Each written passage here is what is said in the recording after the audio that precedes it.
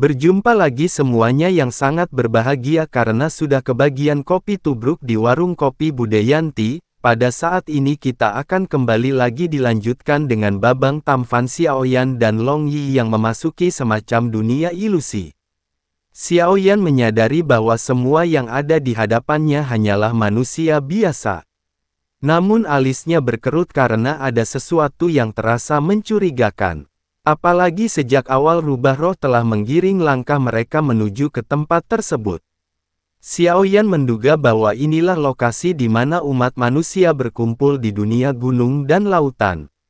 Dengan pengamatan jiwanya, Xiaoyan melihat kenyataan yang begitu mengejutkan. Tidak ada banyak individu kuat di tempat ini dan jumlah keabadian dewa sangatlah sedikit. Sementara itu, sebagian besar hanyalah manusia biasa tanpa kultivasi apapun. Ketika menatap ke kedalaman kota, Xiaoyan hanya menemukan rakyat sederhana yang hidup dan berlatih dengan cara mereka sendiri. Bahkan ada seorang raja yang memimpin mereka. Xiaoyan dan Long Yi pada akhirnya mempercepat langkah melintasi ruang yang ada. Akhirnya Xiaoyan tiba di sebuah kota besar yang dihuni oleh lebih dari 1 juta penduduk. Bersama Long Yi, Xiaoyan akhirnya segera memasuki istana kekaisaran. Penjaga berusaha menghentikan mereka, tetapi Xiaoyan tidak bergerak karena menyadari bahwa seluruh orang tampak membeku. Tatapan Xiaoyan langsung tertuju pada sosok yang duduk di atas tahta. Sosok tersebut adalah orang terkuat di ruang tersebut, seorang keabadian kaisar langkah kedua. Kaisar abadi itu perlahan berdiri dengan wajah yang tetap tenang menatap ke arah Xiaoyan. Xiaoyan juga memiliki ekspresi yang tenang seolah tidak terusik sedikit pun.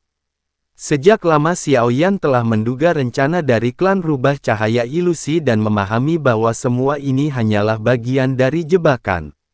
Namun demi Raja Tianzang, Xiaoyan tidak bisa ragu dan dengan kekuatannya Xiaoyan tidak memiliki kekhawatiran berlebih. Xiaoyan kemudian menjelaskan bahwa dirinya tengah mencari seseorang yang dikenal suka minum, membawa labu anggur, serta menghunus tombak. Sosok di atas tahta pun seketika memahami siapa yang dimaksud oleh Xiaoyan. Ia menyebut bahwa sepertinya yang dicari oleh Xiaoyan adalah Raja Tianzang. Mendengar nama itu Xiaoyan menyadari bahwa jejak yang ia telusuri selama ini mulai menunjukkan titik terang. Namun jawaban sang kaisar ini tidak menenangkan. Ia lanjut menuturkan bahwa Raja Tianzang berakhir seperti manusia lain yang ada di tempat ini. Suaranya mengandung nada muram ketika menegaskan bahwa keadaan mereka hampir sama saja sejak tiba di dunia cermin. Ketika Xiao meminta penjelasan rinci mengenai dunia ini, Kaisar Abadi pun mulai menceritakan segalanya. Menurutnya, alam cermin hanyalah penjara yang dikuasai oleh ras kuno dari pegunungan dan lautan. Di mata mereka manusia hanyalah sosok santapan lezat. Inilah alasan mengapa jumlah kultivator di tempat ini sangat sedikit. Xiaoyan menatap sosok tersebut dengan penuh rasa ingin tahu dan mempertanyakan bagaimana sosok tersebut bisa bertahan. Kaisar Abadi pun menjelaskan bahwa untuk tetap hidup ia memilih melayani para monster tua itu dan memperbanyak umat manusia, mempertahankan negara, sekaligus menyediakan manusia sebagai santapan. Tanpa hal itu sosoknya pasti sudah lama menjadi korban dari monster-monster tersebut. Bagi seorang keabadian kaisar membangun sebuah negara hanyalah upaya untuk memastikan umat manusia tetap ada meskipun dengan harga yang tragis. Xiaoyan juga pada saat ini menyadari bahwa kenyataan ini memang pahit. Dunia Sanhai ternyata telah lama kehilangan hakikat manusianya. Kaisar Abadi lalu mengungkapkan bahwa ia sendiri lahir di dunia Sanhai. Namun 1000 tahun silam, bencana besar terjadi dan hampir seluruh umat manusia dibantai serta dilahap oleh makhluk-makhluk tersebut.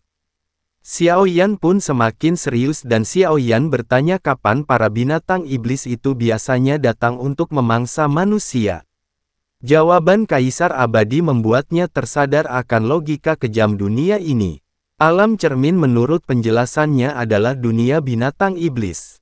Kanibalisme hanyalah konsekuensi alami. Sama seperti dunia manusia yang menjadikan binatang iblis sebagai mangsa, di sini manusialah yang diposisikan sebagai makanan.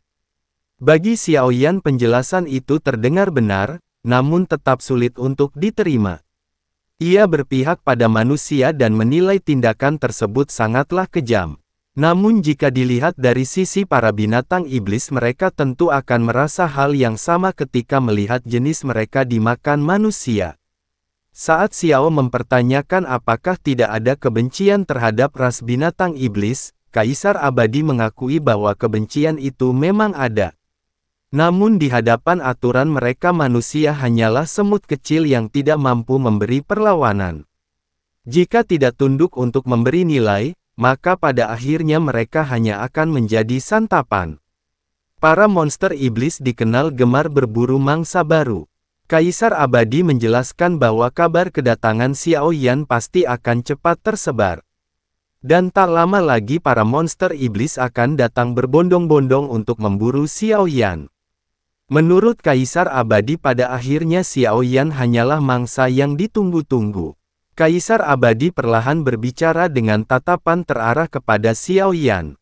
Semua rasa pemberontakan yang dahulu ada dalam dirinya pada saat ini tampaknya telah hilang. Kini hanya ada satu pikiran yang memenuhi benaknya, yakni bagaimana caranya bisa bertahan hidup. Sementara itu Xiaoyan pada saat ini lanjut meminta izin untuk tinggal di istana kekaisaran sampai para monster itu tiba. Mendengar hal itu Kaisar Abadi pada saat ini terdiam dan hanya berjalan ke atas singgasana sebelum akhirnya duduk di posisi tersebut. Untuk pertama kalinya, ia pada saat ini merasakan ada sesuatu yang berbeda di posisi tersebut. Di bawah singgasana para pejabat istana hanya bisa duduk dalam keheningan seolah-olah waktu berhenti. Xiaoyan lanjut bertanya bagaimana rasanya menduduki posisi tersebut. Kaisar menjelaskan bahwa duduk di singgasana sama saja seperti duduk di atas jarum, penuh rasa bosan, sakit hati, ketidakberdayaan, dan kompromi hanya untuk bertahan hidup. Xiaoyan menjawab apakah yang akan dipilih Kaisar Abadi jika suatu hari ia bisa pergi dari tempat ini. Kaisar Abadi menjawab bahwa hal itu mustahil karena tidak ada seorang pun yang dapat keluar dari tempat tersebut. Menurutnya semua manusia hanyalah makanan bagi para monster dan ia sudah menanyakan pertanyaan yang sama pada ratusan orang tanpa menemukan jawaban yang berbeda. Namun ketika Xiaoyan terus mendesaknya untuk memikirkan kemungkinan tersebut Kaisar Abadi pada saat ini terdiam. Tatapannya menunjukkan keraguan dan pertimbangan yang jarang muncul seolah ia sudah terlalu lama terkurung hingga lupa bagaimana caranya bermimpi. Akhirnya Kaisar Abadi mengakui bahwa jika mungkin ia ingin pergi dan meninggalkan dunia Sanhai. Ia menambahkan bahwa tempat itu memang bukan milik umat manusia lagi. Xiaoyan menanggapi dengan menyebutkan bahwa dunia sensi selalu terbuka bagi siapapun yang ingin bergabung dan sebuah tempat di mana seseorang tidak perlu lagi menyembunyikan kekuatannya. Kaisar Abadi itu pun terkejut mendengar apa yang disebutkan oleh Xiaoyan dan langsung mempertanyakan bagaimana Xiaoyan bisa mengetahui bahwa wilayahnya telah diblokir. Selama ini Kaisar Abadi sengaja bersembunyi bahkan jatuh ke dalam wilayahnya sendiri demi menghindari incaran para monster. Hal itu dikarenakan para monster lebih menyukai mangsa yang memiliki kekuatan besar. Xiaoyan pada saat ini menjelaskan bahwa meskipun Kaisar Abadi berhasil menyembunyikan kekuatannya, namun dia pada saat ini lupa untuk menyembunyikan auranya. Namun hingga saat itu para monster masih belum menemukannya sehingga ia masih aman. Dari pengamatan Xiaoyan, aura Kaisar Abadi begitu kuat menunjukkan bahwa di masa lalu ia adalah seorang dengan kekuatan luar binasa. Kaisar Abadi terkejut sekaligus kagum karena ada orang lain yang bisa mengenali dirinya. Ia lanjut memperkenalkan diri bahwa ia bernama Xuan Yuanze. Ia juga mengakui bahwa ia pernah menjadi kaisar umat manusia di dunia Sanhai meski sekarang gelar itu hanya tinggal kenangan. Setelah mengatakan hal itu sikapnya terhadap Xiaoyan pada saat ini berubah. Ia menganggap Xiaoyan sebagai saudara. Terlebih ketika mengetahui bahwa Xiao Yan adalah teman baik Raja Tianzang. Xuan Yuanji tersenyum dengan mata berkilat dan mengatakan bahwa jika suatu hari ia benar-benar bisa keluar dari dunia cermin, ia juga ingin pergi ke dunia sensi. Namun sebelum percakapan itu berlanjut, bumi tiba-tiba berguncang hebat disertai raungan keras yang memekakan telinga. Dari luar terdengar suara rendah menggunakan bahasa manusia, sebuah peringatan agar Xuan Yuanji segera mengeluarkan semua orang di dalam istananya. Jika tidak, maka pada saat ini istana dan kotanya akan segera dihancurkan. Yanji terkejut mendengar suara itu datang begitu cepat. Wajahnya muram dan tatapan penuh semangat yang sebelumnya ia tunjukkan pada Xiao Yan mendadak meredup. Ia mengakui dengan nada berat bahwa dirinya tidak mampu membantu Xiao Yan menghadapi ancaman ini. Baginya hal yang penting adalah tetap hidup demi melindungi rakyatnya, meskipun itu berarti ia tidak bisa berdiri di sisi Xiao Yan saat pertempuran mendekat. Sementara itu di sisi lain Long Yi pada saat ini tampak bersemangat untuk memulai pertempuran. Xiao Yan menenangkan Long Yi dan mengatakan bahwa yang mereka hadapi hanyalah seekor binatang iblis dan mereka tidak perlu khawatir. Namun Long Yi bersikeras ingin memakan monster yang baru saja berbicara. Xiao Yan menolak karena Xiao Yan tidak ingin garis keturunan Long Yi terbongkar pada saat yang tidak tepat. Dunia cermin ini terlalu berbahaya dan bukan sesuatu yang bisa diciptakan hanya oleh satu ras. Xiao Yan mengetahui bahwa bangsa di dunia itu telah membantai seluruh umat manusia di dunia Sanhai dan menjadikan mereka tawanan. Ia tidak menghakimi tindakan tersebut, tetapi ia juga tidak akan menunjukkan belas kasih pada siapapun yang masuk dunia cermin untuk menjadikannya mangsa. Sementara itu di atas kota seekor harimau hantu neraka dengan tubuh hitam pekat bergaris ungu meraung keras. Suaranya bergemak menebar teror. Wanita dan anak-anak berteriak ketakutan sementara penduduk lain berlarian masuk ke rumah mereka untuk bersembunyi. Harimau itu mengancam akan memakan mereka bila tidak ada yang keluar.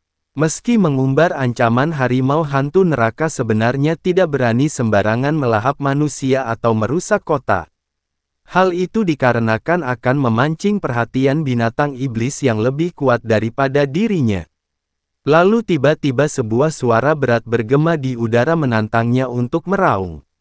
Sekali lagi tekanan dahsyat turun membuat tubuh harimau hantu neraka bergetar hebat. Ia terkejut dan menyadari bahwa sosok yang muncul adalah seorang keabadian dewa. Rasa takut menyergapnya membuatnya pada saat ini ingin melarikan diri. Namun sebelum ia sempat bergegas pergi, saat ini justru ada cahaya guntur muncul di matanya dan sosok Xiao Yan membentuk wujud di hadapannya. Rasa takut membuat harimau hantu neraka mengeluarkan ancaman kosong. Ia mengatakan akan mencabik-cabik Xiao Yan. Namun suara menggelegar Xiao Yan menyaut memperingatkannya agar bersiap menghadapi kematian. Sosok tinju sebesar gunung melesat dalam penglihatan harimau hantu neraka. Ia menjerit panik, bahkan seluruh bulu di tubuhnya berdiri dan ia pada saat ini mencoba yang terbaik untuk melarikan diri. Namun penglihatannya tiba-tiba gelap dan dalam sekejap tubuhnya hancur berantakan oleh hantaman dahsyat. Yang tersisa hanyalah jiwa yang mencoba kabur. Tetapi hisapan kuat bendera penekan jiwa segera menyelubunginya. Jiwa itu berteriak memperingatkan bahwa pembunuhannya akan memicu perintah pengejaran dan banyak binatang suci akan datang memburu Xiao Yan. Namun tatapan Xiao Yan tetap tajam tanpa adanya rasa gentar. Baginya waktulah yang akan membuktikan siapa yang akan memburu siapa. Jiwa itu akhirnya tersimpan dalam bendera penekan jiwa. Sementara tubuh harimau hantu neraka yang hancur meninggalkan kristal binatang buas yang segera disimpan Xiao Yan ke dalam cincin penyimpanan. Sementara itu di istana Kaisar Xuan Yuanji pada saat ini merasa cemas. Ia memperingatkan bahwa kematian harimau hantu neraka bisa memicu serangan balasan dari monster yang tak terhitung jumlahnya. Xiao Yan menanggapinya dengan tenang dan menjelaskan bahwa ia memang perlu menunjukkan kekuatan untuk membangun otoritas di dunia baru ini. Xiaoyan juga tidak takut pada ancaman apapun yang berada di dunia Sanhai. Ia juga menegaskan bahwa mereka tidak bisa terus berada di istana Xuan Yuanji demi menghindari jatuhnya korban tak bersalah. Xuan Yuanji hanya bisa berpesan agar Xiaoyan terus berhati-hati. Setelah itu Xiaoyan membawa Long Yi pergi meninggalkan istana. Ia memilih sebuah area terbuka bagi tempat baru. Dengan satu lambaian dengan baju Xiaoyan memanggil keluar Goyan dan Dapo bersiap menghadapi babak berikutnya dalam perjalanannya. Seruan untuk menyiapkan formasi menggemak menandakan musuh kuat akan segera datang. Xuan Yuanji telah memperingatkan bahwa jika ancaman itu nyata hanya dengan membentuk formasi maka taktik mereka dapat memperpanjang peluang bertahan. Goyan menegaskan bahwa sebelum membantu, Xiaoyan harus berjanji akan menolongnya menemukan kembali tubuhnya di dunia gunung dan laut. Goyan menyatakan dengan penuh keyakinan bahwa setelah tubuhnya bersatu kembali, maka ia akan menghidupkan kembali 9 alam. Saat ini Goyan hanya memiliki mata dan kaki, sementara bagian tubuh lain masih hilang. Xiaoyan mengingatkan dengan tenang bahwa bila tubuh Goyan pulih, maka kemungkinan besar hal pertama yang dilakukan adalah berusaha membunuh Xiaoyan. Ucapan itu pada saat ini membuat Goyan terperangah. Meskipun bukan manusia, Goyan tampak gelisah seakan rahasianya terbongkar oleh Xiaoyan. Goyan pada akhirnya lanjut menjelaskan bahwa sekalipun pernah diperlakukan buruk oleh orang lain, dirinya tetap mengingat jasa Xiaoyan di alam iblis keabadian kuno. Goyan pada saat ini menegaskan bahwa ikatan persahabatan mereka tidak akan luntur. Mendengar hal itu Xiaoyan tetap tersenyum tenang dan menekankan kembali agar formasi segera disiapkan karena musuh sudah semakin dekat. Ia juga menambahkan bahwa mereka harus mencari cara untuk menembus ruang tersebut. Ucapan Xiaoyan membuat Goyan bersemangat seolah tubuhnya yang tercerai-berai bersiap untuk dipadatkan kembali. Sementara itu Dapo pada saat ini memilih diam. Dari matanya yang besar terpancar cahaya biru menandakan bahwa ia mulai mengerahkan satu demi satu formasi pembunuh raksasa. Goyan dan Dapo bekerja serentak menciptakan batasan dengan kecepatan tinggi. Jika mereka diberi cukup waktu, jumlah segel yang terbentuk akan sangat banyak dan tak terhitung. Sementara itu Xiaoyan memutuskan untuk duduk bersila di ruang hampa menunggu dalam keheningan. Di kejauhan di istana kekaisaran yang menjulang di atas, Xuan Yuanji berdiri dengan tangan di belakang punggungnya. Ia menatap Xiaoyan dengan mata penuh kekhawatiran. Ia menyadari bahwa harapan keberhasilan sangat kecil, namun tetap merasa lega karena Xiaoyan memiliki tekad untuk berjuang. Xuan Yuanji berbisik di dalam hatinya dan berharap bila Xiaoyan gagal maka kematiannya tidak akan menyakitkan. Xuan Yuanji mengetahui bahwa lawan yang dihadapi adalah seekor binatang buas yang kekuatannya luar binasa. Menurutnya sekalipun Xiaoyan berada di langkah kelima keabadian dewa, namun mustahil bisa keluar hidup-hidup dari tempat ini.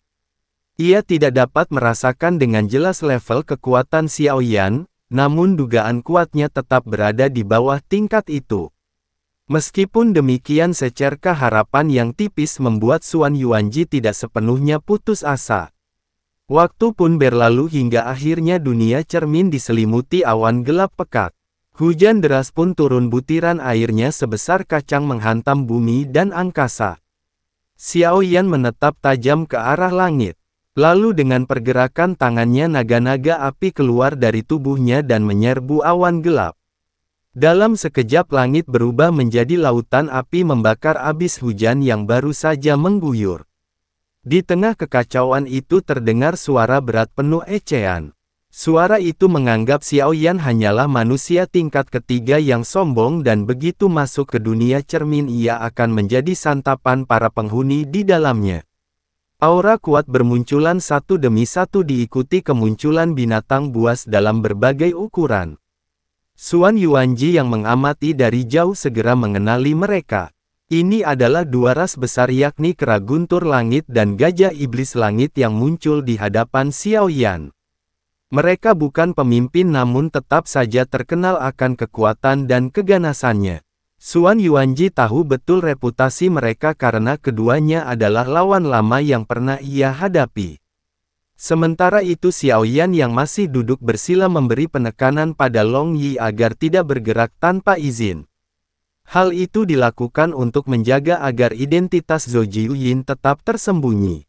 Xiao Yan telah memberikan giok tersembunyi pada Long Yi dan selama Long Yi tidak bergerak, keberadaannya akan tetap tidak terdeteksi.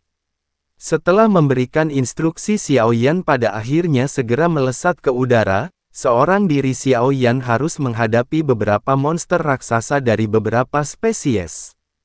Jelas bahwa mereka berasal dari ras yang berbeda sebab dunia Sanhai sangat luas dan dihuni oleh banyak jenis makhluk.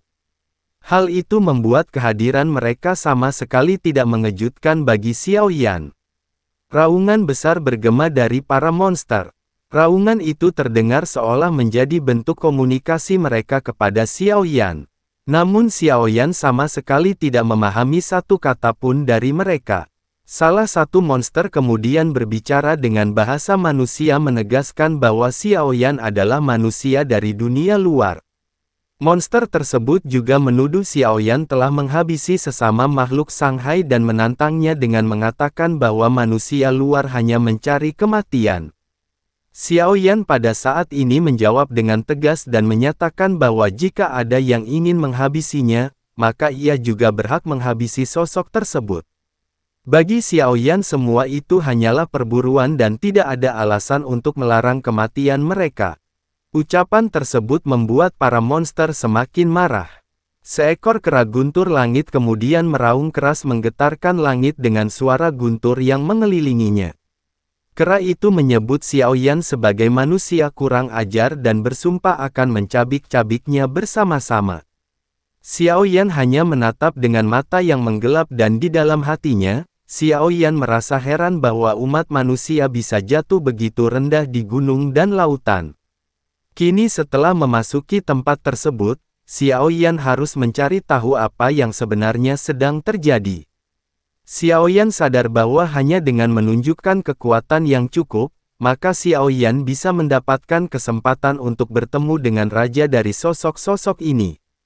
Di sisi lain kera guntur langit pada saat ini kembali meraung dengan tinjunya yang menghantam dada.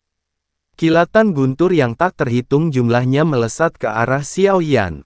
Guntur itu bergulung seperti naga langit namun Xiao Yan tetap diam membiarkan sambaran guntur menghujani tubuhnya. Amarah kera guntur langit semakin membara dan menyebut bahwa Xiao Yan merupakan manusia yang sombong. Selanjutnya ia menyalurkan sambaran guntur yang lebih kuat untuk mengakhiri perlawanan Xiao Yan. Sementara itu Xiao Yan pada saat ini mengangkat tangannya ke langit. Sambaran guntur yang turun diserap dan mendarat di telapak tangan Xiao Yan. Dengan gerakan keras Xiao Yan melemparkannya kembali ke arah depan. Serangan itu lanjut berubah menjadi sebuah tombak guntur yang disebut tombak bencana. Tombak ini mengandung kekuatan jantung guntur sejati. Kekuatan yang sulit ditahan oleh pertahanan apapun. Walaupun kekuatan guntur itu sedikit tertekan oleh hukum dunia dari dunia Sanhai, namun gabungan dari tiga jantung guntur membuatnya tetap memiliki daya rusak yang luar biasa. Tombak bencana pada akhirnya langsung menembus dahi dari kera guntur langit. Tubuh raksasa itu bergetar lalu gelombang darah menyembur dan dalam sekejap kepalanya lenyap dari lehernya. Para monster lain yang menyaksikan kejadian itu terdiam. Mata mereka menjepit karena terkejut. Saat kepala kera guntur langit mulai berusaha tumbuh kembali, saat ini sebuah tangan besar muncul dari langit menggenggam tubuhnya yang raksasa. Di bawah genggaman tangan besar itu tubuh kera guntur langit tampak kecil dan tak berdaya. 5 jari raksasa menekan dengan kekuatan penuh memutar dan meremukkan tubuh monster tersebut. Dagingnya hancur, darahnya memercik ke segala arah, tulang-tulangnya patah hingga akhirnya tubuh raksasa itu benar-benar lebur. Bersamaan dengan hal tersebut jiwa kera guntur langit melesat keluar sambil menjerit melengking. Meski jiwa itu memiliki kekuatan setara dengan keabadian Dewa Langkah Pertama, akan tetapi Xiao Yan langsung membinasakannya. Begitu teriakan jiwanya terdengar, bendera penekan jiwa menyerapnya tanpa tersisa. Para monster yang terperangkap dalam bendera-bendera sepenuhnya kehilangan kesempatan untuk bangkit kembali.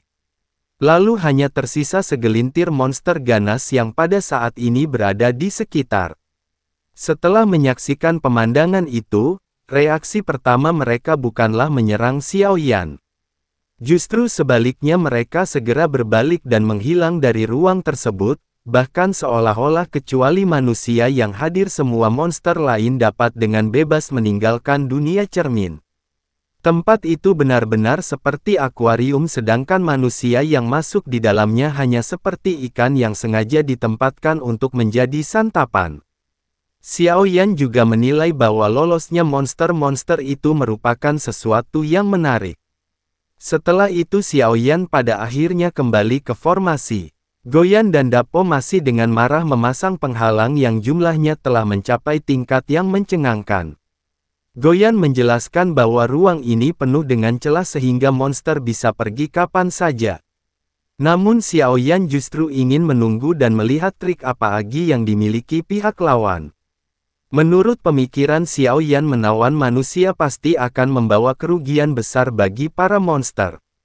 Xiao Yan kemudian memutuskan kembali duduk bersila dan bersiap menunggu kedatangan para monster lainnya. Setelah kurang lebih sebatang dupa, langit mendadak kembali gelap. Awan pekat berkumpul membentuk pusaran besar dengan titik pusat tepat di atas kepala Xiao Yan. Suara dentuman yang menggelegar terdengar dan seberkas cahaya melesat lurus ke arah Xiao Yan. Dengan tenang Xiao Yan mendongak merasakan bahwa akhirnya muncul lawan yang layak bagi Xiao Yan. Tubuh Xiao Yan kemudian berubah secepat anak panah yang terlepas dari busur melesat keluar membentuk jejak pelangi panjang langsung menghantam sinar yang datang. Tumburan keras pun terjadi menghasilkan suara berat dan teredam. Cahaya itu sempat goyah namun Xiao Yan dengan kekuatan fisiknya berhasil menahan serangan tersebut. Pada ujung sinar sosok seekor banteng iblis guntur menampakkan diri di hadapan Xiao Yan. Monster itu membuka rahangnya yang lebar dan menyemburkan sinar kekuatan penghancur. Namun meskipun begitu, Xiao Yan pada saat ini sudah lebih dulu melesat menerjang. Xiao Yan mengangkat tinjunya melancarkan serangan penuh tenaga dari pinggangnya. Meski tak kasat mata namun kekuatan itu sangatlah besar. Lalu dalam sekejap sinar cahaya meledak mendorong banteng iblis guntur mundur ke belakang. Tanpa memberi kesempatan Xiao Yan langsung muncul di belakangnya dan melancarkan pukulan lain. Banteng itu berusaha melawan tanduknya memancarkan semburan cahaya hitam ketika tubuhnya menyerbu maju. Tabrakan berikutnya menggema keras namun hanya benteng iblis guntur yang terbental ke belakang. Lalu Xiao Yan berdiri tegak memegang setengah tanduk banteng tersebut memandanginya dengan dingin. Banteng iblis petir meraung marah seolah tidak memahami makna manusia lalu kembali menyerbu seperti meteorit hitam. Serangan itu sangat sederhana dan brutal seakan memperlihatkan kebanggaannya akan kekuatan fisik. Namun hal itu tidak memberi keuntungan apapun di hadapan Xiao Yan. Saat ini tinju Xiao Yan kembali menghantam membuat banteng itu membeku di tempat dan tanduknya yang lain ikut patah. Xiao Yan saat ini menggenggam tanduk kedua dari banteng iblis guntur. Baginya benda tersebut merupakan harta karun berharga yang dapat menampung kekuatan guntur sama seperti tombak bencana.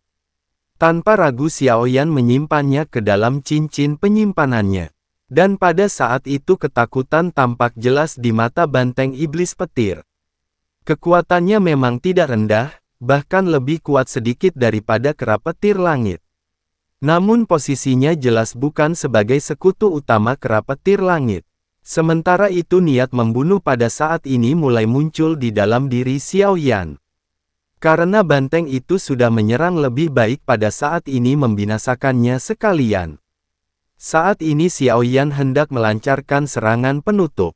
Namun tiba-tiba sebuah tinju muncul dari kehampaan. Serangan itu langsung menghantam dada Xiao Yan dengan kekuatan yang dahsyat.